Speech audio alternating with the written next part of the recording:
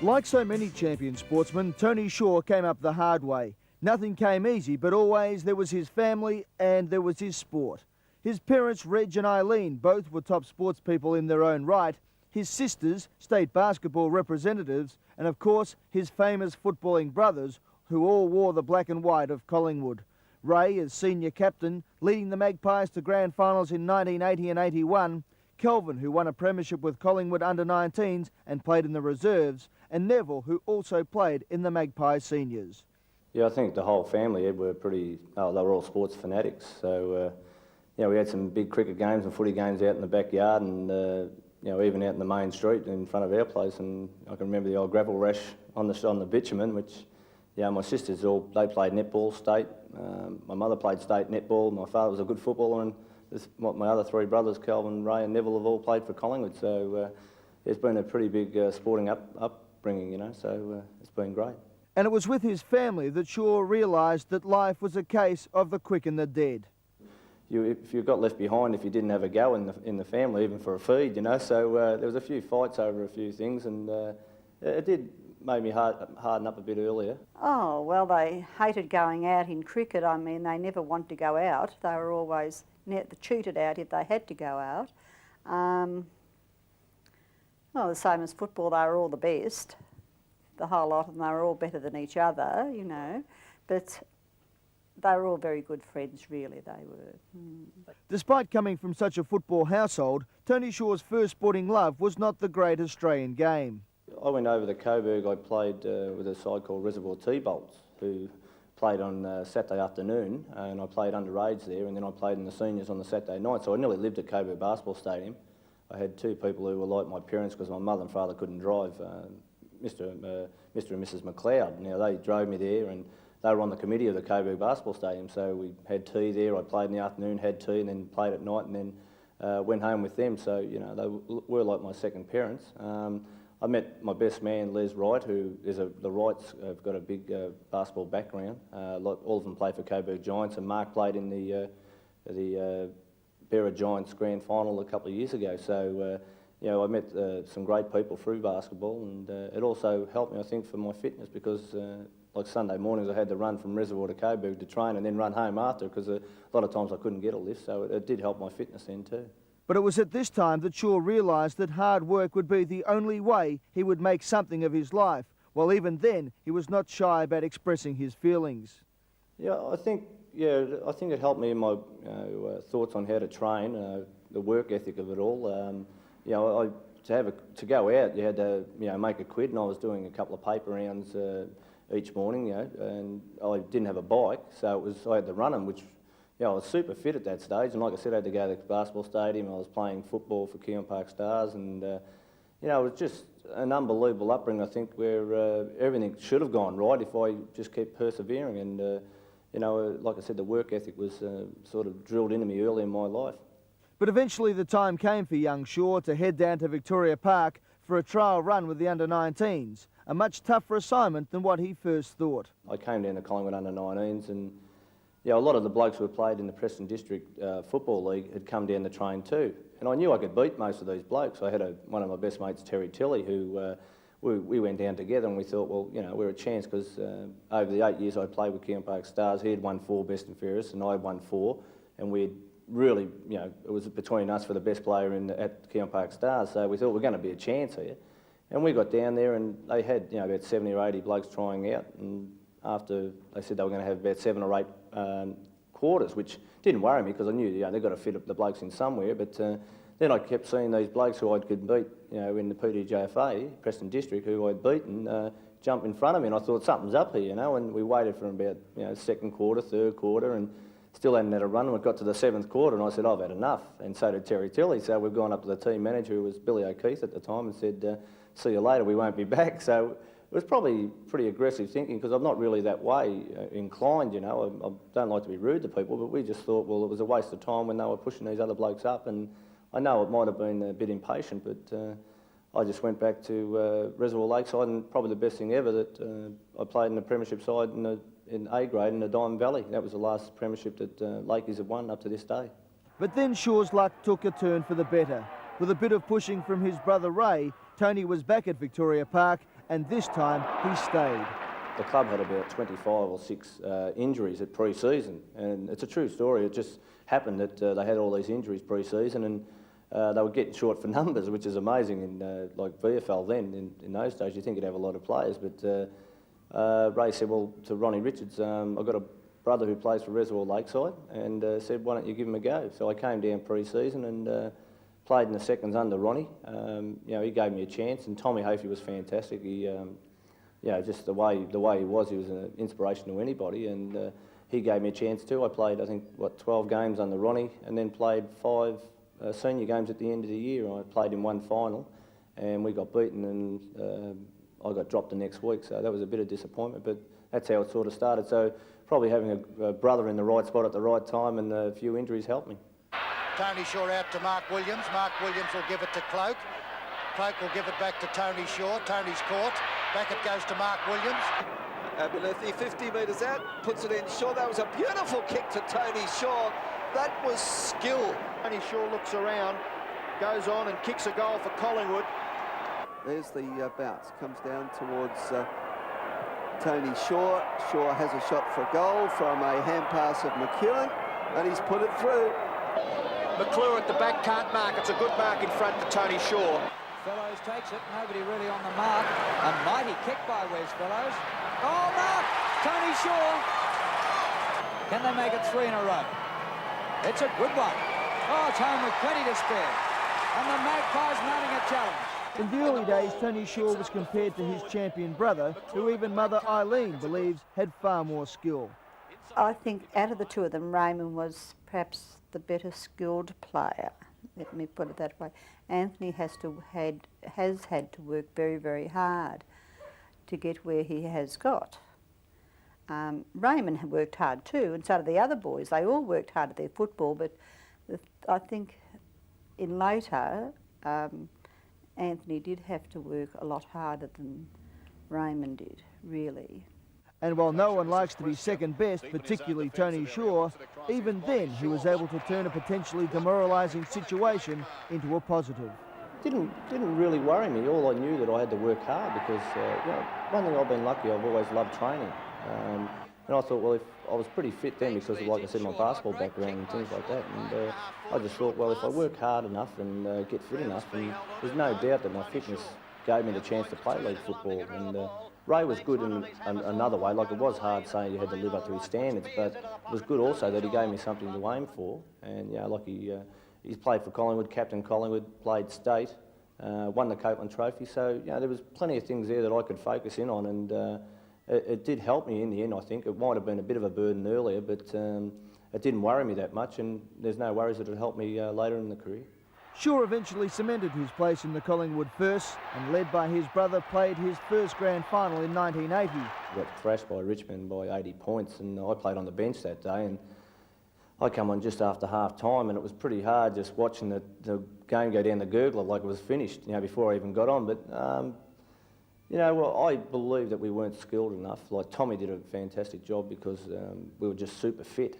We didn't get run over very much in those days, but I believe that our skill level wasn't as high as what it should be. And we plugged our side with blokes from other clubs, and you know, just we lost that bit of unity that I think you need to really be successful. As the 80s continued, Collingwood as a club began to fall from grace, but at the same time, Tony Shaw started to blossom as a player. The new Magpies swept to power and new players arrived, but none were quite ready for the pressure and scrutiny that playing for Collingwood brings. Yeah, I think we lost a bit of direction. Again, administration. I think we had a lot of businessmen who didn't know a lot about football who were in charge of the club, and that's nothing against Ranald, because I think Ranald loved the club. You know, deep down he's just got a great love of the club, but really I don't think he had a great deal about the knowledge about football. You know, we spent a lot of money, like I said, and we bought the good players I think we needed, but a lot of them were just nearly getting to the end or, you know, over the edge of their career. So we were probably trying to plug gaps with them. I think that period was a chance for me to be a good player, because when a club's down, if you know, I know it might be hard to get a kick, but when a club's down, individuals should shine, I think. You know, being Collingwood did the constant pressure of being in the media limelight, you know, the fans are just unbelievable. The supporters, you know, really put a lot onto the players. And I have to admit, I've seen players come and go and have big heads within, you know, who've got an early chance to be good players or get a chance at league footy, and the whole club's just engulfed them, and they just couldn't handle it.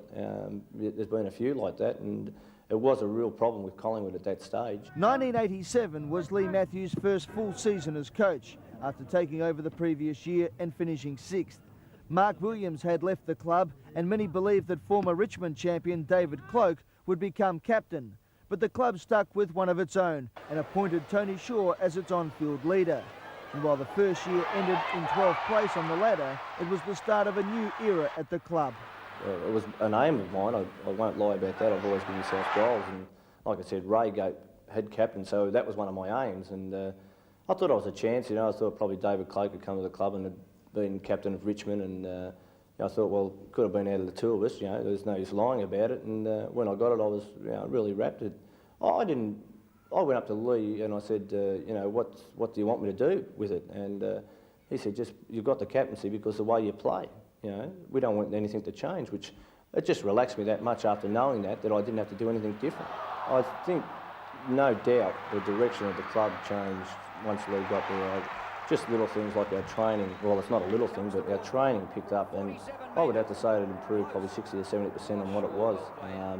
You know, I think we had become complacent where we'd just done things and just gone through the mill without really pushing and without thinking what our aims were. And Lee just took over, and like you say, no nonsense. That you know, I can tell the story about when I went to him as captain. I was on the match committee, and the next year, this is when he took over mid-season. The next year, he's come up to me and said, "We don't want you on the match committee anymore." And I was a bit cheesed off with this, and I said, "Why?" And he said, "Well, for one, I can't promise you a game, and two, we don't think you'll be objective about your own game on match committee." Which, well, when when you're captain, you think, well, you think you might be going to get a game, you know. So, but it just made me realise that he's a bloke who was going to make the hard decisions for us to be successful. Shaw had been at the club in its last era of finals appearances. His brother had been captain. So when the Magpies were put out without a win in 1988 and 1989, he, like everyone else, had to do a lot of soul searching. I believe the first year we were young, and we just didn't handle the pressure. Like I remember the MCG, we played there and we played Carlton, and you know, I could look and you could see 8 or 9 blokes around who were young and had never experienced finals football. And they were froze. You know, they just froze in the rooms. Some of them who did yap prior to this game had gone quiet, and you can just see by someone's face when they're not tuned on, when they're more worried about the result than what they are about getting out there and doing the things to look after the result. You know, and there was no doubt that was the factor that we got off to a bad start. I think we were 7 goals down in the first quarter and come back at half time, but we were playing, you know, catch-up football, which is pretty hard to do. The next year, I still believe injury, you know, plays a big role. Like, you know, Hawthorn probably in 1990 would be one of the clubs you could say had bad injuries, and we were lucky we didn't have any. But in that year, I thought we had some really bad injuries to blokes who were senior in our side, and you know, you just can't afford to lose those blokes who've had experience, who are good players and hardened players. And we did lose those blokes, and it made it a bit hard. So there has been excuses, but you know, then we had to again look at it and say, well, what are we going to have to do to improve? We recruited well, and you know, there was a few changes, subtle changes around the training track, and subtle changes where we kept out of the media and things like that. And I think Lee and the administration have to take a lot of credit for that. Despite the 5th place in 1989, Shaw, unlike most experts, was confident going into the 1990 season. Pre-season, I thought it was great. We recruited Scotty Russell and Tony Francis, who were unknown. You know, they had a bit of ability in Adelaide, but to come over and play AFL football was a different matter. And you know, those two blokes just gave us a bit of an edge. Probably personally, I think they took a bit of pressure off myself, where I could play not so defensive because we lacked a lot of pace around the ground. So what we normally play defensive on the faster moving rovers from opposition. So with those two fast players, it then meant that we can attack more. And we just hardened up. I think, you know, we really worked hard as a group, not just the 20, but about 25 to 30 blokes. If we had to make decisions, they were made. And, I think probably we had a bit of controversy during that time with a bit earlier, like David Cloke leaving the club. Like, that was a hard decision, but had to be made, and Damien Monkhurst has made that decision look good. The 1990 season has been well documented. The run of 9 games without defeat that ended at the MCG against Footscray. But the match that was the turning point in the home and away season for sure was Collingwood's blackest hour of the year in round 20, when the Magpies were annihilated by Hawthorn at Waverley. I think it was the greatest thing that ever happened to us, really, because you win 9, and I still believe that you can win more than 9. There's no worries about it. I think someone asked me this year that you've won 7 in a row, how can you keep going? And I said that doesn't come into it. It doesn't matter how many you win, it's what you do every Saturday. If you do the same things every Saturday, and it's the proper things, well, you'll win the games. And I believe someone's going to, I don't know when it'll happen, but you can have streaks of games which it can go for 10 or 11. That doesn't worry. But the Hawthorn game, like Footscray was unlucky, but we let them jump us early again. But again, that helped us. But I don't think we were ready for Hawthorn. It was a big build up to the Footscray game because it was their sort of grand final. And it was a good crowd and a big game, and I think we just mentally lapsed against Hawthorn. You just can't do that for a side as great as them. And looking back, there's no worries that was the turning point. I think we were pretty lazy that game, and now the next 2 weeks we won by 60 and 70 points. Amazingly, after that Hawthorn match, there was one Shaw family member who was very happy with the result. I was very upset when Lee Matthews went to Collingwood. I'll be quite honest with you. I thought he was a traitor. And he knows that, because I often say to him, if I see him, I feel that he's a traitor. I mean, I love to see Collingwood winning for all my boys' sake, really, but I still like to see Hawthorn there too. If Hawthorn played Collingwood in the grand final, who would you bag for? Hawthorn. It's no wonder the Shaw boys are so single-minded, although Mum was put in her place when she started offering too much advice on football. I used to tell them, and then they started calling me Mrs. Barassi, and I gave it up then because I don't think I wanted to be Mrs. Barassi. But after the first week of the finals, Eileen Shaw's beloved Hawks were out of the way and she could concentrate on her son in Collingwood. The Magpies had not won a finals match since 1984, and despite being in the box seat, failed in their opening campaign, drawing with the West Coast Eagles in the qualifying final. Tony Shaw says there was an obvious reason. No, I thought we were soft. There was no worries. We tried to play keepers or footy against the Eagles. A side that plays big grounds as well as they do, you have to really tighten up the game and take it to them and really pressure them, because they've just got so many good run-on players, so many skilled forwards, and I just believed that we were too soft. There was no other reason. If we had played like we normally do with our tackling game, which showed in the second game, we can turn those things around. But like I said, we were too soft and we didn't tighten up on them, and they'll cut any side up who does that. They show it over in West Australia a lot. If you want to play soft, well, they'll kill you. It's down to 14, and Sumich kicks the goal. The Eagles are into the second semi-final. As Peter Sumich lined up for goal, Shaw knew the significance, and as history would show, these would be the last seconds of worry for Collingwood for 1990. From the moment that Sumich's boot touched the ball, nothing went wrong for Tony Shaw and Collingwood. Yeah, well, I was in the goal square with Chris Lewis, just standing next to him, and I said to him, if you kick this, you've won the game, because the siren hadn't gone. And he said, yeah, I think we will. And I was quite happy he was on that angle, because he normally misses from that side of the ground, Peter Sumich. So, I don't know, I probably think we should have sent him a nice old present for Christmas after it. But after that game, I thought Lee probably coached the best finals period that I've known from a coach. And I've played in about 3 or 4 of them, so I've known a few things that have gone wrong.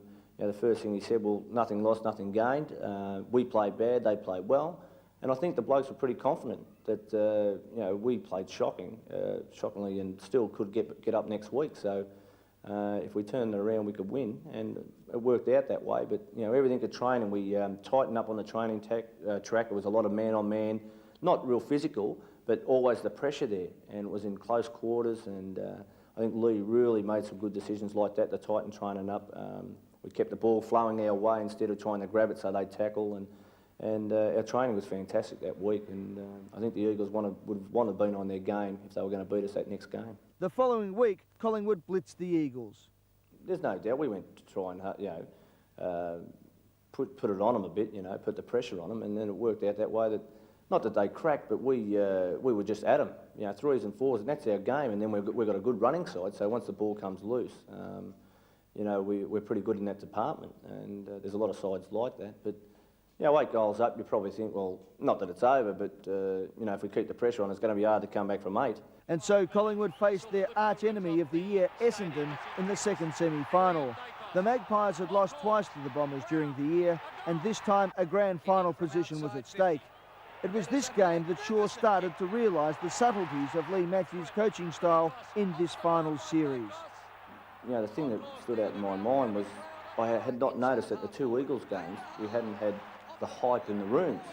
Like, there was no streamers, no balloons, no anything. Now, I hadn't noticed that against the Eagles, but the first thing when we went in the MCG against Essendon, everything was that relaxed, and I was amazed. Like, we're playing for a spot in the grand final. And I think Lee again has, you know, left out all the hype of balloons and streamers and that, and to make it seem anything different than a normal game.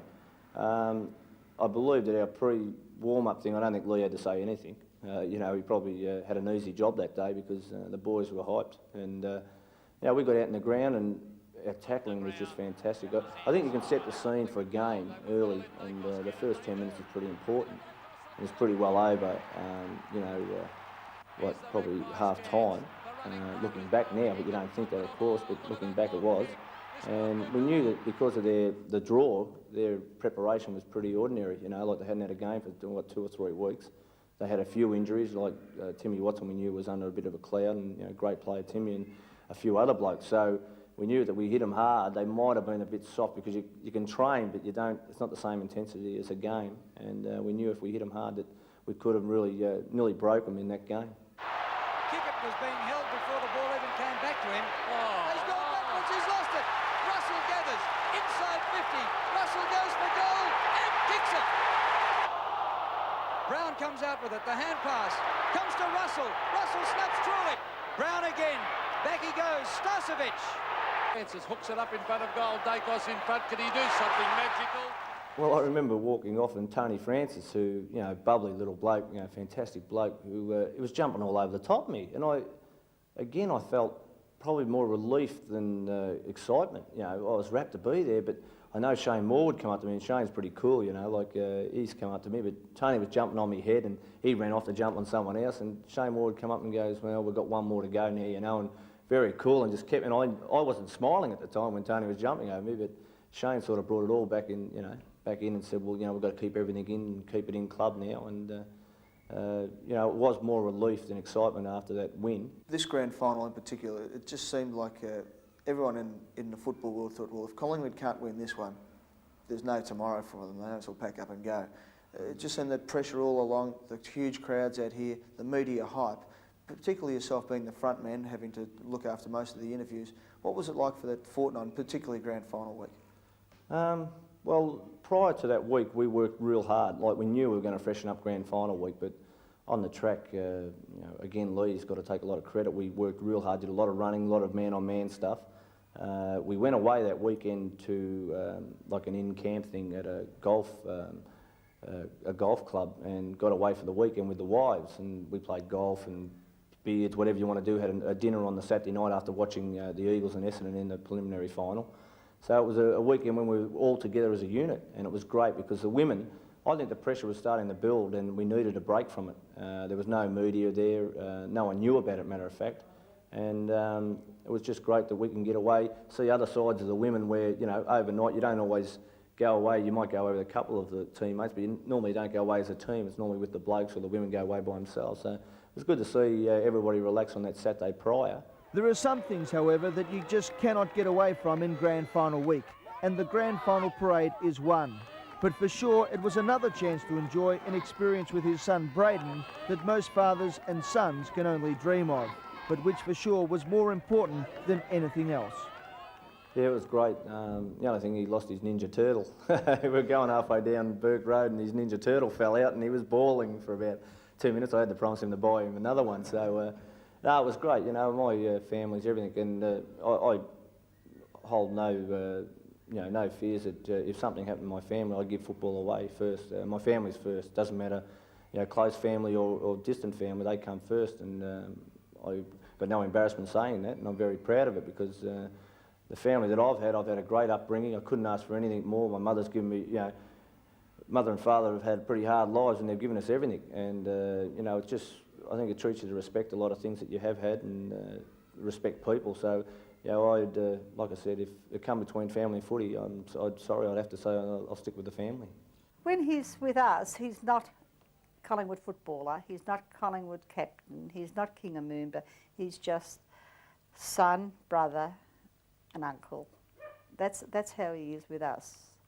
You know, I mean, we talk about football and things, and I mean, everybody gives everybody else advice that no one takes any notice of, but, you know, it's, so he's really is, but I know we all are proud of him. In fact, Shaw derived great motivation from his family's commitment and love towards him in the biggest week of his life. I can tell you a story. The Sunday prior to the grand final, I went to my mother's place on the Sunday night, and we're having a few beers here. Mum cooks a roast every Sunday night, and I was, you know, we're all standing there because no one can sit down. There's only about 10 chairs and there's 15 of us or so and about 20 kids, but you know, we're sitting around and everybody's just talking, and all of a sudden my sister came in with 2 bottles of champagne, Judith, and this is a week prior to the grand final, and got Anthony standing up and he said, "Whose birthday have I forgotten a birthday?" That was his first words because he thought he had forgotten someone's birthday. Being such a large family, you can forget. And Raymond just made a little speech to him, wishing him all the very best. And Raymond's words were, "I don't want you to come home with 1 medal, I want you to come home with 2. it was the greatest feeling of all time that those, you know, my family who, like I say, are very close, thought that much about it and they really wanted to us to win it. And they had a toast and, you know, then it really made me realise there's a lot of people out there want us to win it. You know, it's just, it was a fantastic feeling.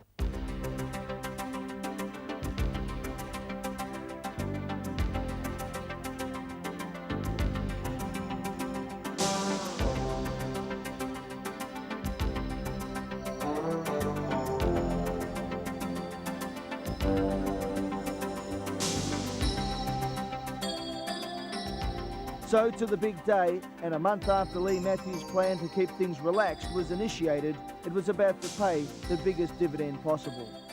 I probably felt more relaxed in that grand final than what I did some of the finals prior, you know, not years ago, but those, the second semi and that. I don't know why I woke up, everything was right, you know, my kids normally come and jump on my head in bed, so I wake up pretty early, but, you know, I've got a set routine nearly, so I just sit down, play with the kids for a while, watch some music, video hits on telly, and you know, everything was just going smoothly, nothing went wrong.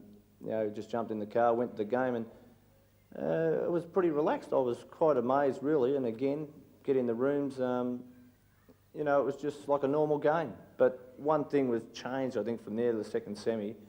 The eyes on the boys, it wasn't that they were nervous, you could just see the determination, and I think probably one of the greatest photos that I've got at home in my collection is the boys walking down the race, and I think it was on telly.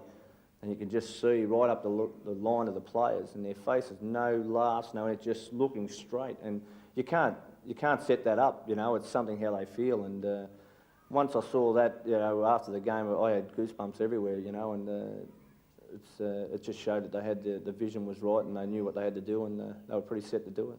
You know that you're probably 100 minutes away from being what we could say a failure or a success. So, you know, it really...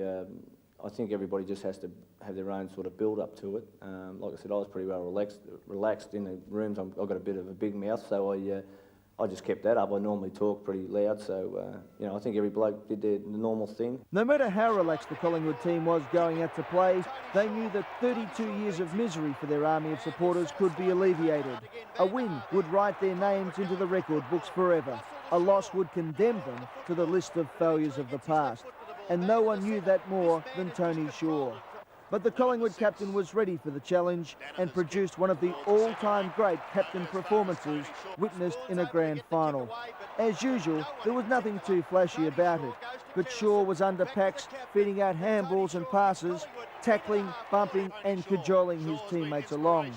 Despite the great goals of Peter Dacos, the quarter-time fight, the opening to the second quarter where the game was won, it is interesting to hear what the Collingwood skipper's most memorable moment of the match was. 20-minute mark or 15-minute mark of the last quarter.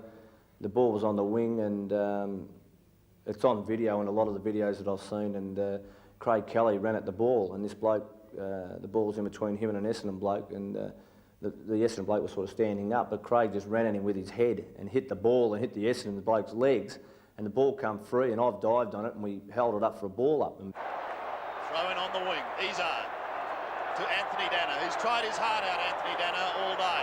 Now, that is a great effort. He just kept his body over the ball. That was Kelly coming through. I've turned around and I just sort of clenched my fist and said, you know, that was unbelievable. And I knew then that we had the game. You know, and I said, well done, Ned, that's how you win grand finals. And that sort of stood in my mind as how you had to go about it to win.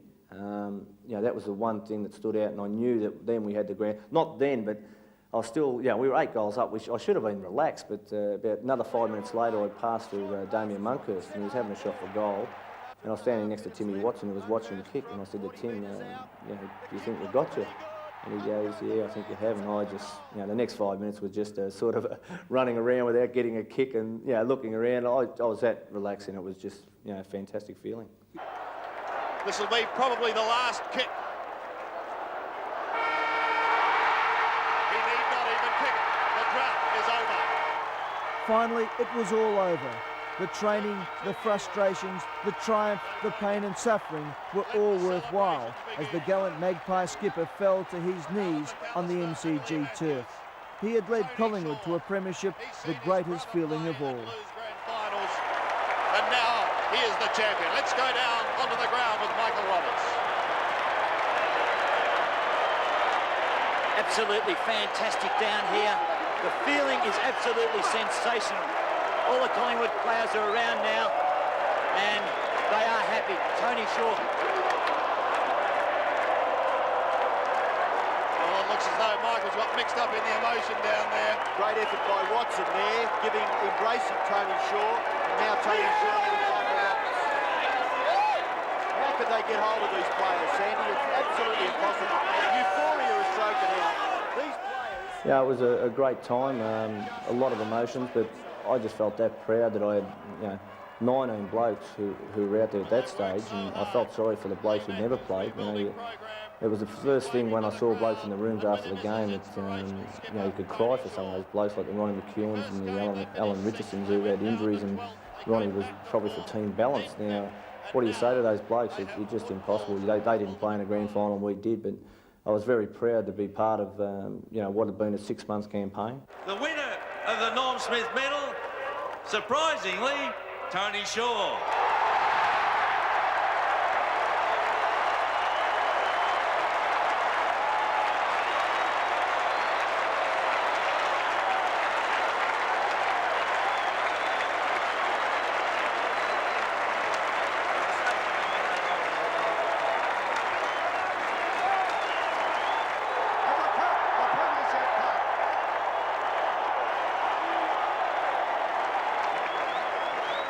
Let's hear it for Collingwood. Hip hip.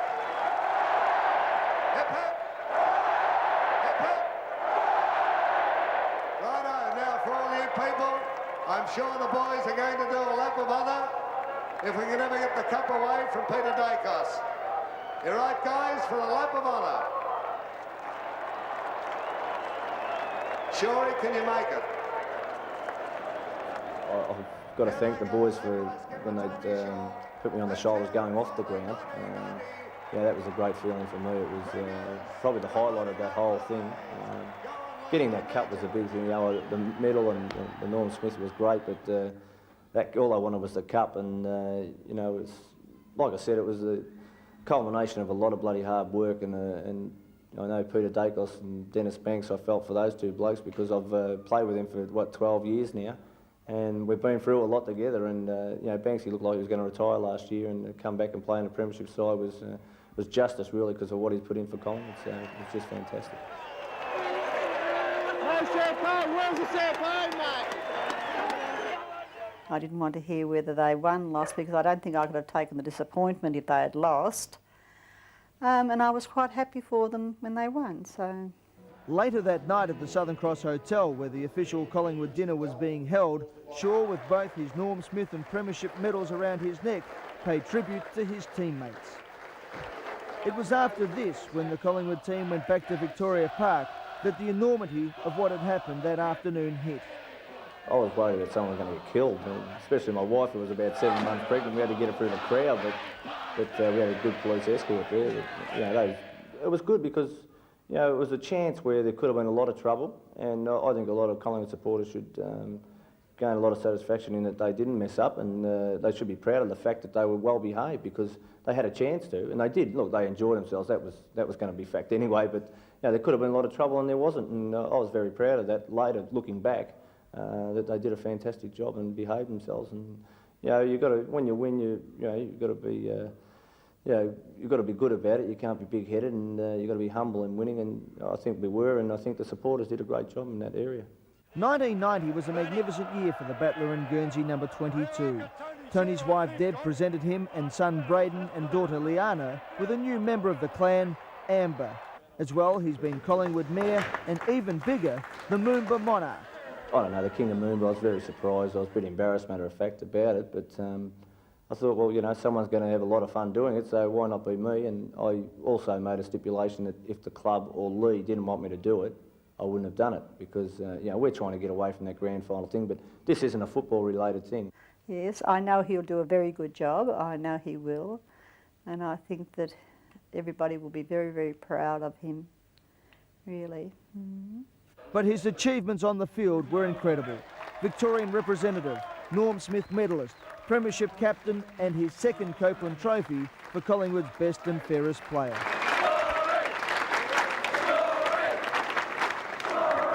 Yeah, big year, big, you know, and probably being realistic. It might never happen again, you know.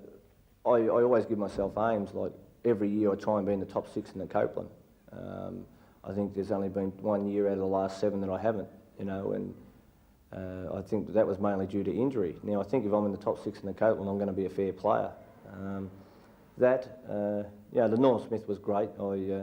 I don't know, I thought Scotty it's amazing when you're playing a grand final like that. Like, I thought Damien Monkhurst was great and Scotty Russell was great, you know, and everybody else was great. But those two stood in my mind when you're playing out in the ground. Like, you're worried about your opponent, you're not worried about who's playing best on ground at that stage. But those two sort of stood in my mind as being great players that day. So, you know, luckily I got it. It's something I can look back on. But like I said, realistically, it might never happen again. I hope it does, you know. And I hope it happens, because I think every time you play a good game like that, it probably puts a couple of years on your life, you know, in football terms. But no, it was a fantastic year, one that I'll look back in a couple more years and say, well, yeah, that was one of the best periods of my life. Most people see Shaw the driving force, the do and never say die tough nut captain. But those who are close know him for his no-holds-barred wit and sarcasm and his love of life, particularly at the club. And in his time, Shaw has seen plenty to laugh at.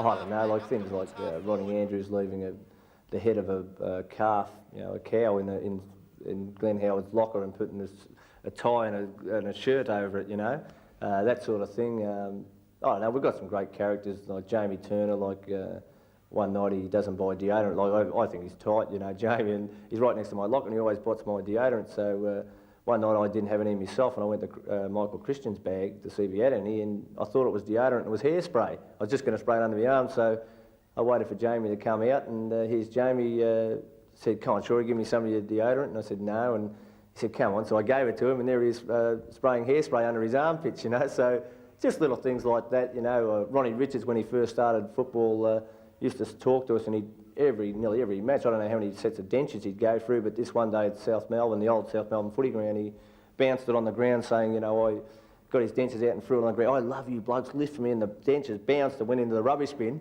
and Ronnie didn't miss a beat, you know, and just kept going and going and going, and then walked out without getting his dentures back. And I saw the trainer, one of the trainers, grab it out of the rubbish bin, walk up to behind him and give him his dentures, just went straight back in from the rubbish bin. So, Yeah, oh, look, I could tell 1,000 stories, but we'd be here all day, you know. But it's just fantastic, and they're the things that I love. I like stirring blokes up, you know, when I come into training, because there's a lot of shy people out there, and if they only knew that if they can just let themselves go, they can be so much better. And that's one thing I hate out in the track is blokes who are quiet, you know. Like there are blokes who are quiet, like Gavin Brown. I've never played with a bloke who was so committed and so desperate. I've got that much respect for Gavin Brown. But Gavin Brown could be our next captain if he talked, you know, like a loud talker. Like I say, everybody respects him for what he does on a footy field. Well, that's great because he does it anyway. But I just, you know, it's a shame that he hasn't got the vocal part, which you know, people are going to live with that. But I find it pretty hard to cope with some people like that, especially not like Brownie, because he's got, you know, the discipline, the desperation to do that. It's the ones who are weak character and who also are soft that I can't handle, and I try and get the best out of them by stirring them up, and if they don't like it, well, they probably can belt me in the mouth, or they just sulk about it, so you know they're pretty weak then anyway. And once the battle is over, that's the way it should remain, according to Shaw. After the games, I go straight in to see the trainers, who I reckon are a fantastic bunch of blokes. You know, they do it for nothing, and probably more dedicated than a lot of the players. And you know, every game I go in there and I have a few beers with them in the medical room with the docs and the trainers and whoever else is in there. And you know, it's just that way I can relax for the Saturday night. And normally after Saturday, Sunday you might go for a run, and I might have a few beers at my old man's on Sunday night. That's dropped down a bit too, thanks to the dietitians. But you know, you have to do it, or else it just can get to your football. And you can be serious about things. I'm serious once I get out in the track, but I still have a joke out there because, you know, humour is probably the greatest thing in life, to lift spirits and to when things are going bad. And I find that, you know, I like jokes, and I like stirring blokes, like I say, even good-natured or bad-natured. But yeah, it has to be done sometimes, and you've got to pick your mark, whether some blokes are going to take it bad or not. But you know.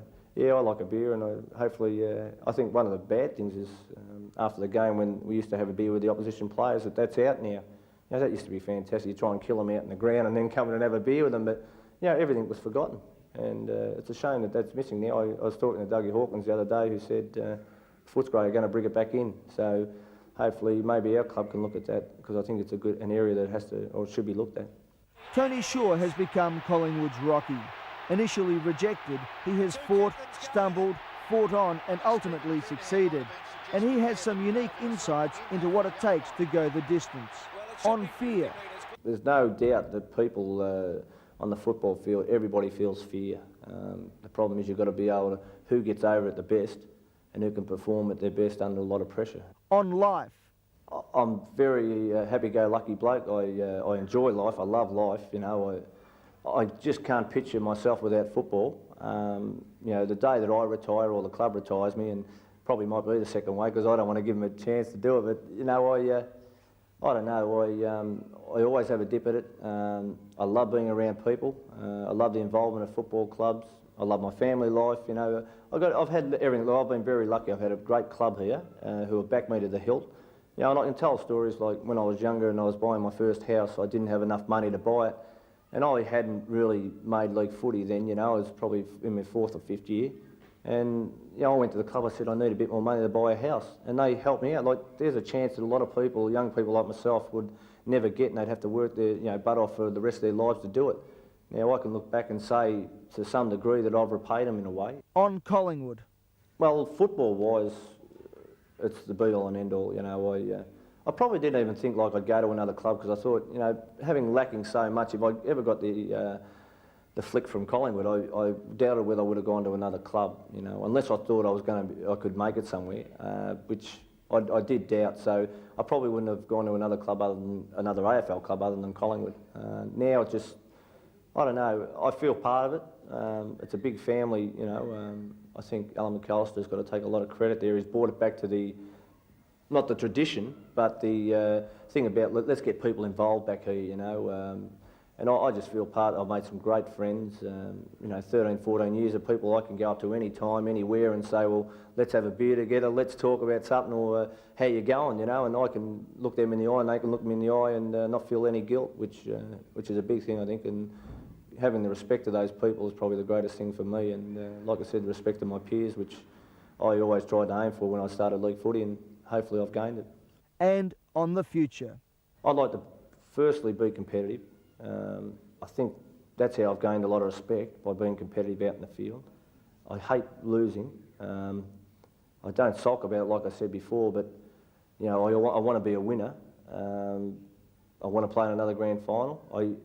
I was excited about the grand final, but like it was more relief that we had finally done it, and I'd played in 2 losing ones, and thank God it wasn't another losing one.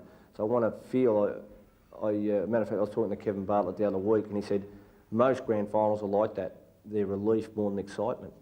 And I thought, well, you know, I was taught or thought that it was going to be something different, which it wasn't. And I'd like to play in another grand final to experience it again. I'd like to be successful off the field, you know, as you know, and probably, like I said, people see me as a pretty happy bloke who, you know, likes to chat and likes to do everything pretty easily and not be too pressured, and set up my family so we can have a nice, you know, relaxed, you know, life after football or life after my employment, whatever. But yeah, I'm in a good field of occupation, like gardening and that, you know, so it's a great field and it's a growing field. So maybe something we can do there, and maybe keep in touch with footy. You know, I hold no. I do want to coach. I don't know what level yet, but I want to stay. If I can stay involved with Collingwood, well, that's good. If not, well, that doesn't worry me, you know. But I've got a few things that I want to do off the field yet. Tony Shaw can already look back on a career with tremendous pride. He has done it all, and his place in football history is assured. At the same time, he has found a unique balance between what is needed to succeed as a professional sportsman and what is needed to succeed at home and at work, and how to handle the rewards. The Sunday I took the cup home after the Saturday night at the Southern Cross, and all my family, I went to drop my kids off at my brother-in-law, who lives 5 minutes from my place, and all my family came round there because they knew I had the cup. I rang them up, I said I got the cup and I got my medals and that, and they come round there and we had a photo session with the Premiership Cup, all my family, all my most of my in-laws, and it was just the greatest feeling of all time. You know, I woke up with that cup that morning and woke up and looked across and there's my cup with my medals. It was like heaven. It was an unbelievable feeling. While he has succeeded for himself and his family and friends, Tony Shaw also has provided a piece of heaven for his fans all over the country.